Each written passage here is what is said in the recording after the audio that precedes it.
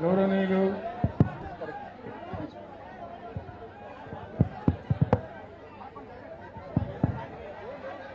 గౌరవనీయులు మీ అందరి ప్రియతమ నాయకులు హుజూరాబాద్ ఎమ్మెల్యే కౌశిక్ రెడ్డి గారు, మిత్రులు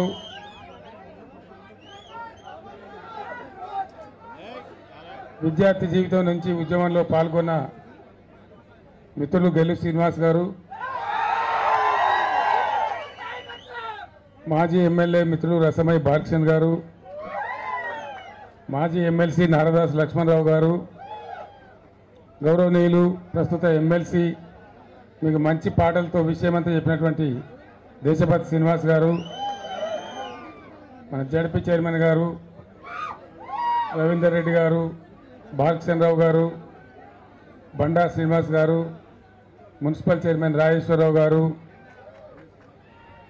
వేదికను అలంకరించినటువంటి ఎంపీపీలు, జడ్పీటీసీలు, ముఖ్య నాయకులందరికీ నమస్కారం. మీ ముందు వినోద్ కుమార్ గారు ఈరోజు పార్లమెంట్ ఎన్నికలు పోటీ చేస్తున్న విషయం మీకు తెలుసు. ఒకటే ఒక మాట ఎక్కువ చెప్పే అవసరం లేదు. 14-15 సంవత్సరాల తెలంగాణ ఉద్యమంలో చివరి దశకు వచ్చే టైంలో నేను ఒక మాట చెప్పిన. నేను చెప్పిన మాట ఏంటంటే, అంతా ఆంధ్ర పేపర్ వాళ్ళు ఉన్నారు అప్పుడు. వాళ్ళందరూ కూడా ఉద్యమాన్ని ఎనిమి చేయాలని చూసేవాళ్ళే. హైదరాబాద్ నుంచి నేను ఢిల్లీ పోతా ఉన్నా. ఫైనల్ లాస్ట్ బాల్ అన్నమాట క్రికెట్లో. ఒకటే మాట వాళ్ళకి చెప్పిన, కేసీఆర్ గారు మీరు వెళ్తున్నారు, ఏం జరుగుద్ది అనుకుంటున్నారు అని అడిగినారు. నేను ఒక్కటే మాట చెప్పిన, సౌండ్ అంటే పెంచాయా బాబు,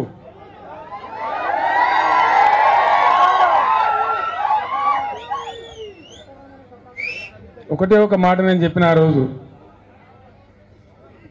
ఆంధ్రప్రదేశ్ రాష్ట్రం నుంచి ఇవాళ నేను ఢిల్లీకి వెళ్తున్నా, తెలంగాణ రాష్ట్రంలోనే మళ్ళా వచ్చి తిరిగి అడుగు పెడతా అని చెప్పిన.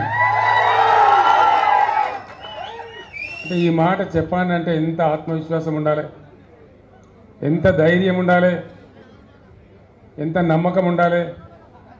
చిన్న విషయం కాదు.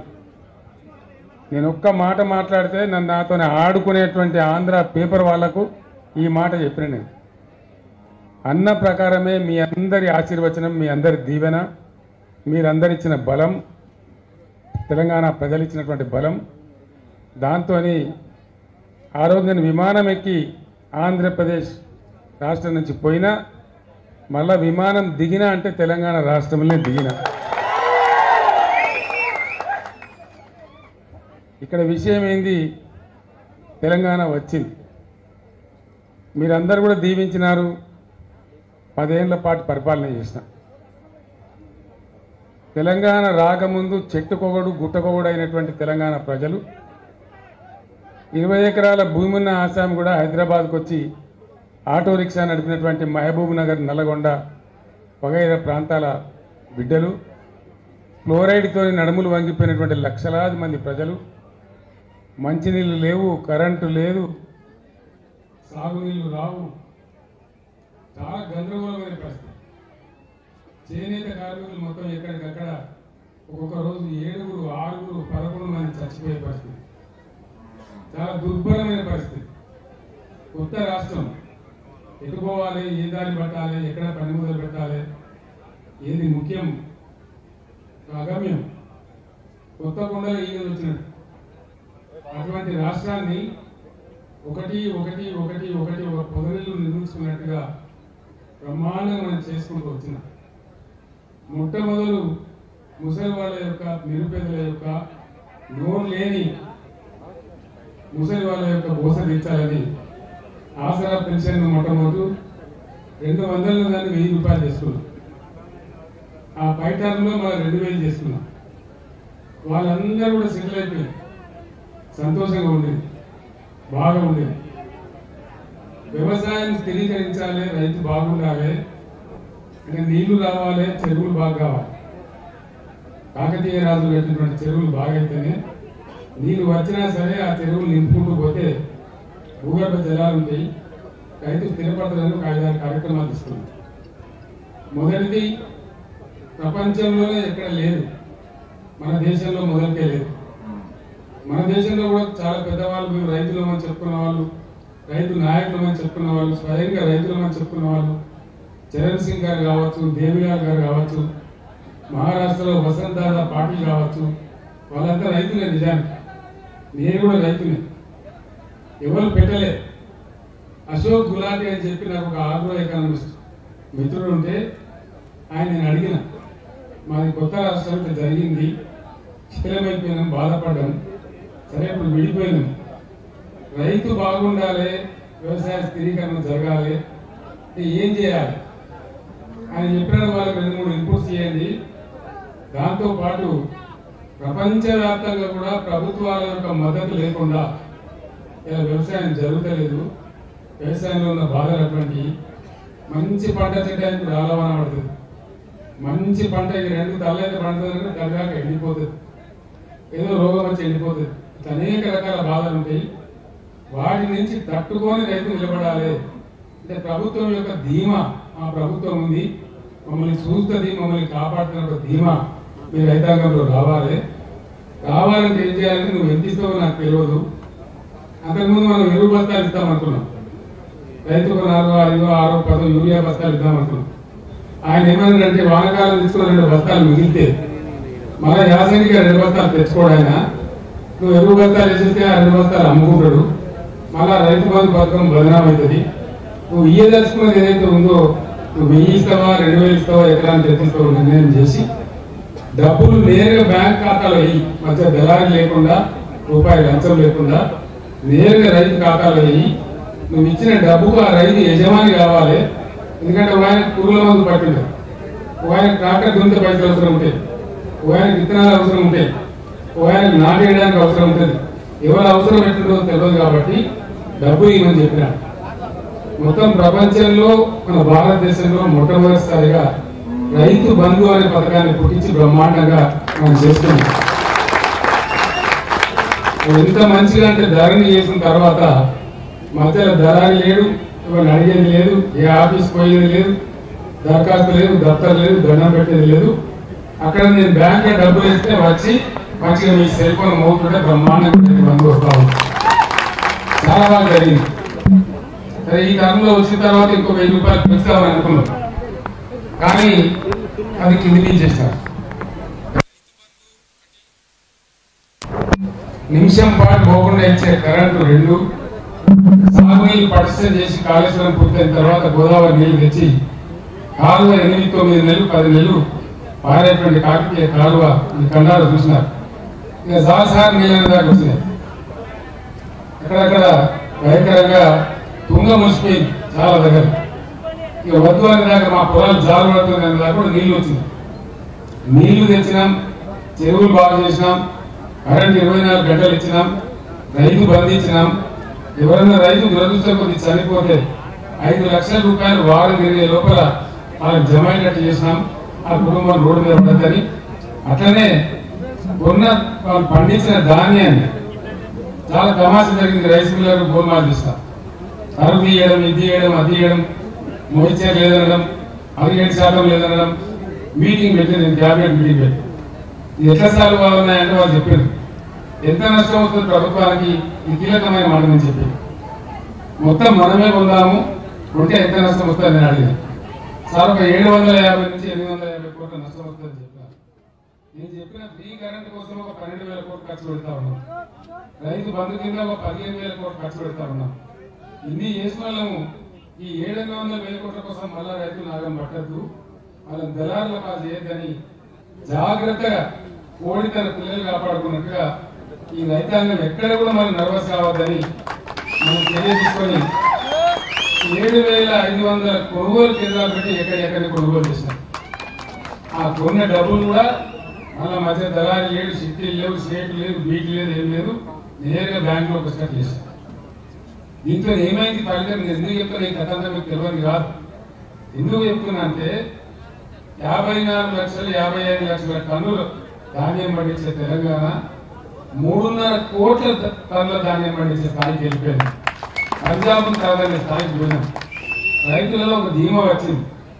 హైదరాబాద్ ఉన్న పాత రైతులు ఎప్పుడో పొలాలు ఇచ్చిపెట్టుకున్నారు కూడా వచ్చి గురపేక జరుపుకొని మళ్ళా ఒకసారి మొదలుపెట్టింది.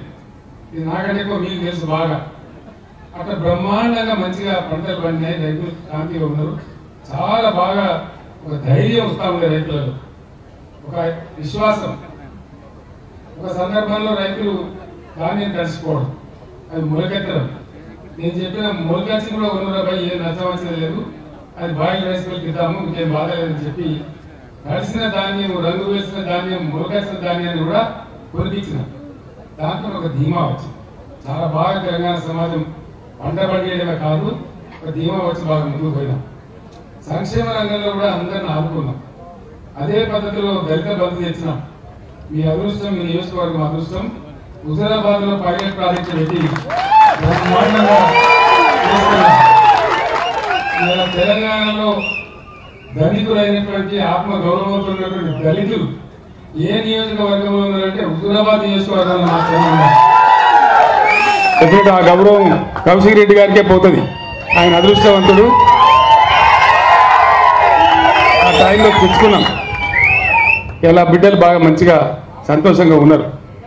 100కి ఎవడో ఒకరు చెడిపోవచ్చు, కానీ 99% కుటుంబాలు ఆత్మ గౌరవంతో వాళ్ళకి తోచిన పని చేసుకొని బ్రహ్మాండంగా తలెత్తుకొని ఇలా బతికేటువంటి పరిస్థితి వచ్చింది. దాన్ని ఇంకా పొడిగించాలని చెప్పి మనం ప్రయత్నం చేసినాం. అనుకోకుండా కొన్ని సందర్భాలు వస్తాయి, అదేం గొప్ప విషయం కాదు. పోయిన ఎన్నికల్లో మనం ఓడిపోయినాం. కారణం ఏంటి? సింపుల్ మాట, చాలా సింపుల్. అందులో ఏం లేదు, బ్రహ్మరాశి. మనోళ్ళకి జర అలవాటు కదా, జర మంచిగా కాగానే ఉబ్బుడు, జరంతా ఎటమెటం కాగానే సగ్గుడు. ఇదంతా మనకు అలవాటు మన తెలంగాణ. మనం ఇవన్నీ ఏమైపోయింది, నీళ్ళు ఏమైంది, మంచిగా మిషన్ భగీరథ నీళ్ళు వచ్చినాయి, ప్రతి ఇంట్లో నల్ల వచ్చింది, 24 గంటల కరెంట్ వచ్చింది, రైతు బంధు వస్తూనే ఉండే, ఆడిపోతుంది. ఇవన్నీ అయిపోయినాయి. వాడేమో 5,000 ఎక్కిస్తా అంటాడు కదా, 2 అక్కడ 4,000 పెన్షన్ అంటాడు కదా. ఆయన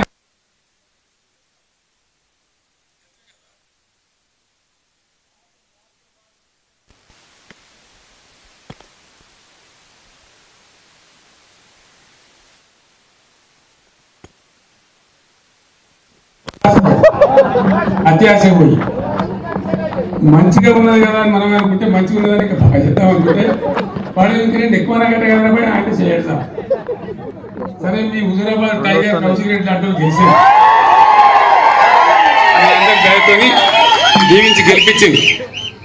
నేను ఇవాళ చెప్తున్నా, కౌశిక్ రెడ్డి మొదలు నా దగ్గరకు వచ్చి పార్టీలో చేరినాడు. నేను చెప్పిన, కౌశిక్ రెడ్డి నువ్వు యువకుడు, నా కొడుకంత వయసు ఉంది నీకు, నీలాంటి వాళ్ళు మంత్రులు కావాలి, కేంద్ర మంత్రులు కావాలి, భవిష్యత్తు ఉంటుంది, నీకు మంచి భవిష్యత్తు ఉంటుంది. నువ్వు ఇవాళ బై ఎలక్షన్కి ఆరాటపడకని చెప్తే ఆయన ఊకున్నాడు, నా మాట మన్నించి. నేను ఎమ్మెల్సీ వేస్తా అని చెప్పిన. అప్పుడు సీన్ను పెట్టుకుని గెలిచి ఆయన బాగా కొట్లాడిండు. తెలంగాణ ఉద్యమంలో నాతో పాటు ఉండి అనేక సార్లు జైలుకు పోయిండు, కొట్లాడిండు. విద్యార్థి నాయకుడు. ఒక ఉద్యమ నాయకుడిని పెట్టుకుందామని తీసుకొని పెట్టినాం. సరే, దురదృష్టం అప్పుడు గెలవలే. నేను చెప్పిన ప్రకారమే కౌశిక్ రెడ్డి గారు నేను ఎమ్మెల్సీ చేసిన, గవర్నమెంట్ విప్ చేసిన, మళ్ళీ మీరు కౌశిక్ రెడ్డిని ఎమ్మెల్యే గెలిపించి నాకు ఇచ్చినారు. ఇవాళ మీ అందరికీ కూడా నేను ధన్యవాదాలు తెలియజేస్తా ఉన్నా. ఈ నియోజకవర్గానికి మీకు డోకా లేదు. ఇది టెంపరీ సెట్ బ్యాక్. రాజకీయాలలో ఉండే వాళ్ళకు ఒక నిబ్బరం, ఒక ఇది ఉండాలి. ఏంది, మేము గెలిస్తేనే లెక్క, లేకపోతే లేదు అని ఎప్పుడు అనుకోవద్దు. ప్రజల కోసం పనిచేయాలి, ప్రజల జీవితంలో ఉండాలనుకున్న వాళ్ళు గెలిచినా ఓడినా ప్రజల కోసం పనిచేస్తూనే ఉండాలి. That is politics. ఒకసారి ఓడతాం, ఒకసారి గెలుస్తాం, అది పెద్ద సమస్య కాదు. నేను ఇలా చెప్తా ఉన్నా మీకు. తిరిగి వచ్చిన తర్వాత ఇంకా 5 రోజులు పోవాలి నేను. తెలంగాణ మళ్ళీ ఇప్పుడు మర్రబడ్డది అయిపోయింది, తెలిసిపోయింది కదా. మొదటి దెబ్బనే పడే రైతు బంధు మన ముఖ్యమంత్రి పోయి నేను 9 తారీఖులో కూడా మొత్తం ఎత్తా అంటాడు. ఏది పంటలు కోసి పంటలు వచ్చి జోకుతుండ్రు దిక్కు. నాటేసేటప్పుడు ఇస్తాడా, ఎవడన్నా జోకేటప్పుడు ఇస్తాడా? అంటే ఎంతపాటి పరిపాలన? ఇంకొక మాట ఇలా పేపర్ చదివితే నిజంగా నా కళ్ళలో నీళ్ళు వచ్చినాయి. జాతీయ స్థాయిలో అంతర్జాతీయ స్థాయిలో చాలా కష్టపడి రాష్ట్రం యొక్క గౌరవాన్ని పెంచినాం. ఐటీ రంగంలో కానీ పరిశ్రమల రంగంలో కానీ బ్రహ్మాండమైన పెట్టుబడులు వస్తూ ఉండే తెలంగాణకు. నరేంద్ర మోడీ కూడా అసూయపడేంత పెట్టుబడులు వస్తూ ఉండే. ఇవాళ చదివితే ఓ 1000 కోట్లు పెట్టుబడి పెట్టే కంపెనీ మద్రాసుకి వెళ్ళిపోయింది, తమిళనాడు రాష్ట్రానికి వెళ్ళిపోయింది. ఇవాళ చూస్తే అల్యూమినియం అండ్ ప్లాస్టిక్ ఇండస్ట్రీకి కరెంటు కోతలు పెడుతున్నది ప్రభుత్వం. రోజుకు 5-6 సార్లు ట్రిప్ అవుతున్నది. వాళ్ళ మధ్యలో ప్రాసెస్లో పని ఆగిపోయి వాళ్ళు పెదవిరుస్తున్నారు. ఇక తెలంగాణ లాభం లేదు, వెళ్ళిపోవాలనుకుంటున్నారు అని చెప్పి వార్త వచ్చింది.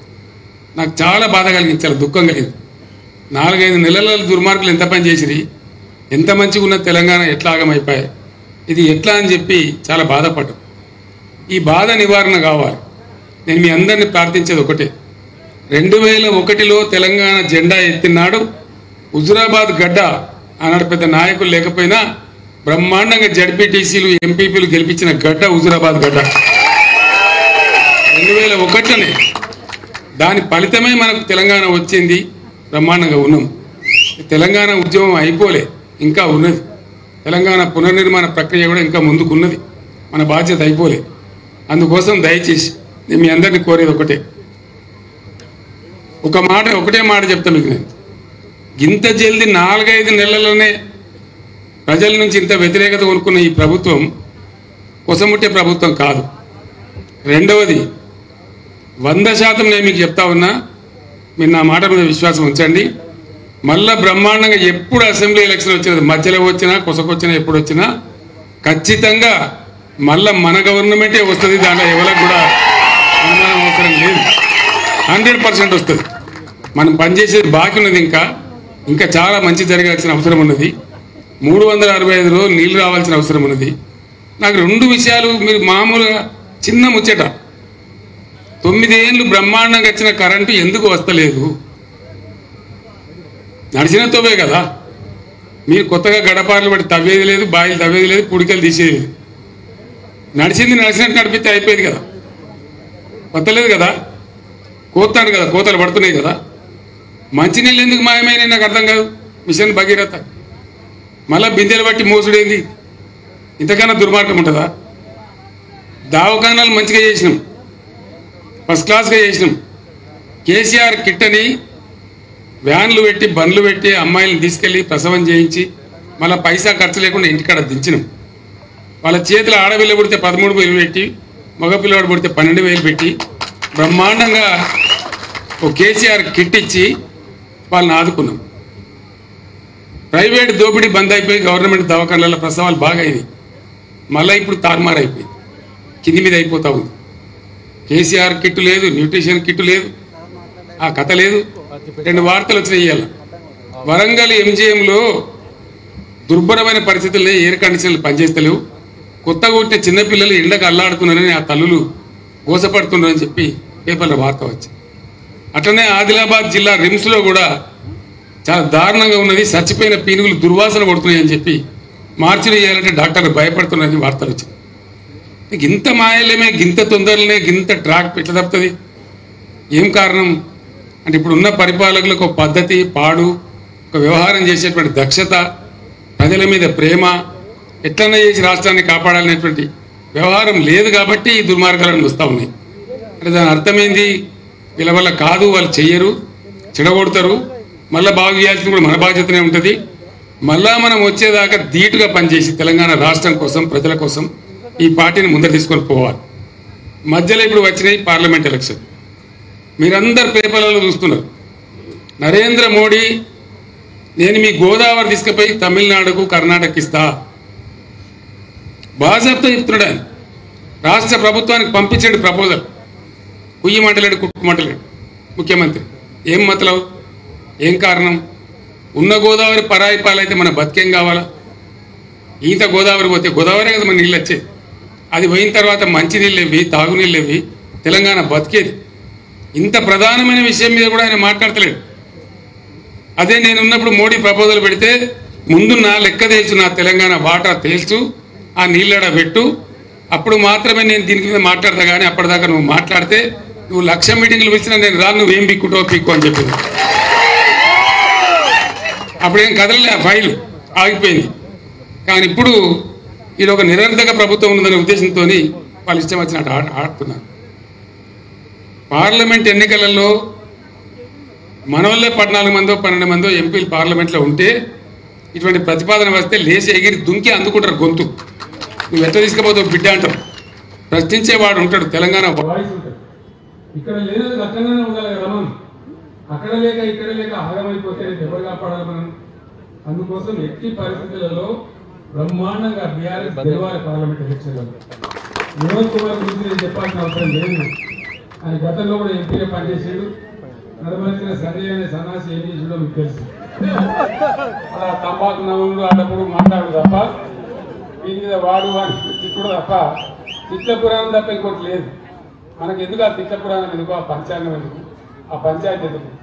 చదువుకున్నాడు, విద్యావంతుడు, అడ్వకేటు వినోద్ లాంటి వ్యక్తి గెలిస్తే మన హక్కుల కోసం కొట్లాడతారు, మన గోదావరిని కాపాడతారు, మన నిధుల కోసం కొట్లాడతారు. ఇలా నేను హుజూరాబాద్లో ప్రత్యేకంగా నేను రావాల్సిన అక్కడే ఉండే కౌశిక్ రెడ్డి కానీ ఎంత పొడుగున్నాడో అంత భారీగా వేద్దాం అనుకున్నాడు.